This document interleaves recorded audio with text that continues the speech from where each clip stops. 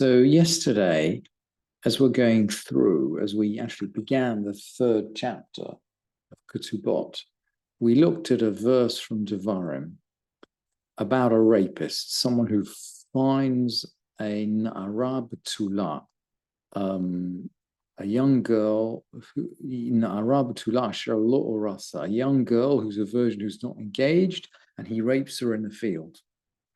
And this verse about the rapist in Devarim is parallel to another verse, which we've seen already, by the way, in Shemot, in the Parsha of Mishpatim. And in Shemot, we're not dealing with a rapist, we're dealing with a seducer.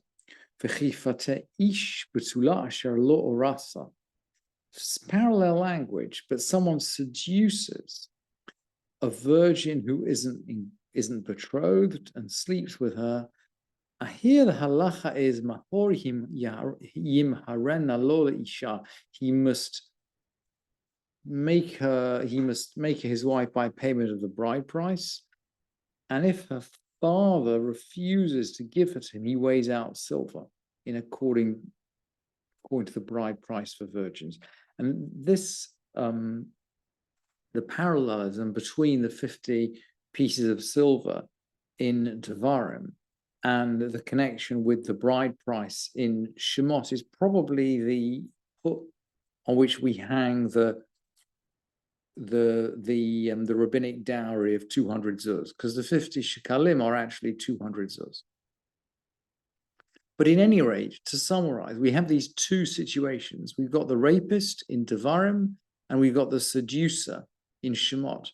And the Mishnah is now going to explore the difference between those two situations, because of course in Devarim the verse makes clear that he has to marry her and he can never divorce her, whereas in Shemot there's a possibility that the father refuses to let the seducer marry the girl, and in this case he just gives her the money.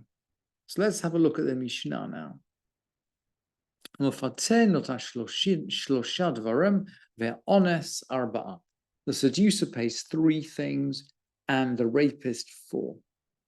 And of course, just reading the beginning of this Mishnah, the seducer pays 3, the rapist pays 4. It just reminds us about the fundamental laws of damages, which I thought I'd bring you from the Mishneh Torah, because they're just expressed so beautifully here.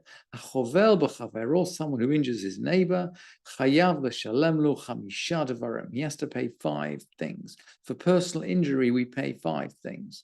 Ve'elu hem nezek v'tzar ve'ripui v'shevet uvoshet. So we pay for general personal injury, we pay 5 things. Nezek is damage, Sa'ar is pain, Ripui is medical expenses, Shevet is essentially having to stay at home and losing income, and Boshet is embarrassment. So we're going to use the Mishnah is going to use a similar structure for these damages for rape. Let's see how it goes. So the seducer pays 3 and the rapist 4. So the seducer pays for the embarrassment, just like personal injury, but more so in this case. Ufgan and blemish. What's the blemish? Well, she's no longer a virgin, and of course, this is one of the relationships with the Mishnah Ketubot, that her marriage prospects have been damaged. Uknas, and of course, he still has to pay the fine. These are the 3 things. Mosif alav honest, the rapist also pays shehu. Mosif alav honest shehu noten hatzar, and the rapist also pays for pain because he's injured her. So the Mishnah then sort of tries to clarify, and we've seen this before actually very much in Yevamot, that the Mishnah begins to articulate a principle and then it explains it in more detail. So we've seen this literary format. What is there between a seducer and a rapist? The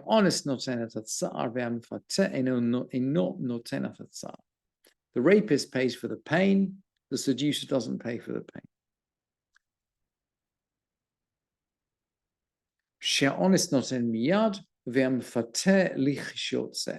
The seducer The rapist pays immediately. The seducer only pays if he sends her away, if he divorces her.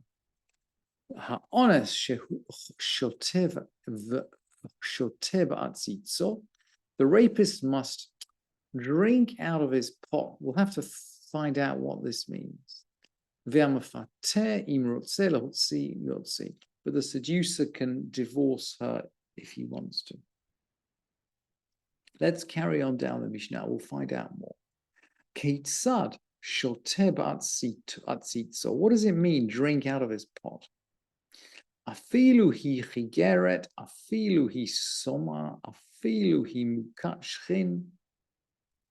He has to marry her, even she's lame, even she's blind, even if she's covered with boils. In other words, the rapist. Let's go back to the previous Mishnah.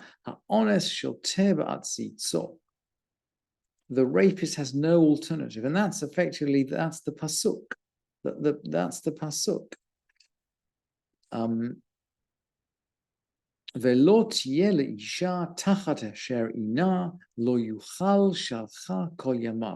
She will be his wife because he has violated her. He can never have the right to divorce her.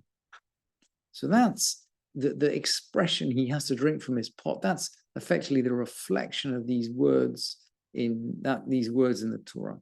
He can't ever send her away, regardless of her kind of physical characteristics. But there's always a but in the Mishnah. Aval.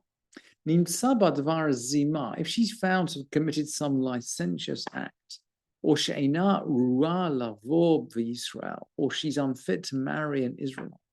In other words, if the marriage is illegal, if he can't marry her, eino rashai lakaima, he can't live with her.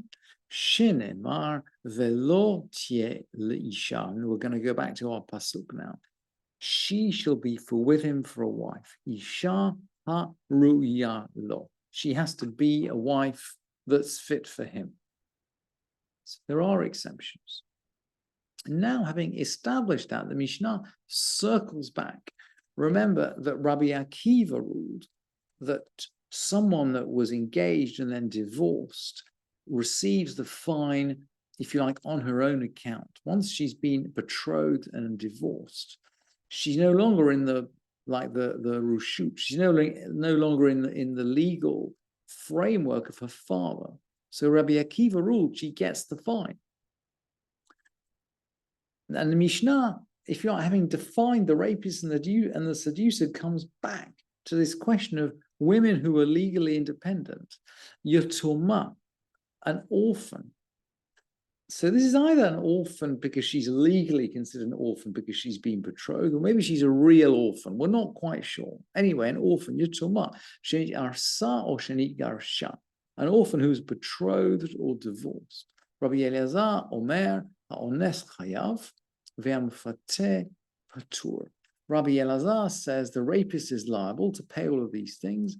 Ve'amfateh Patur. He seems to have an idea that someone who's already been betrothed or married and divorced somehow has some responsibility to resist the seducer.